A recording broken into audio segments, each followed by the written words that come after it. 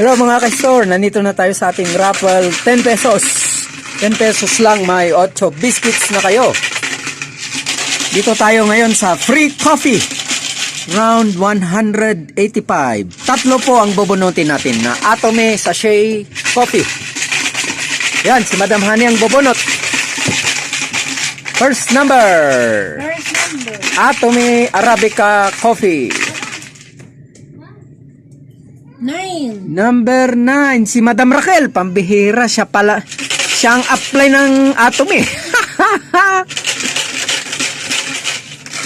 Na-psychic niya.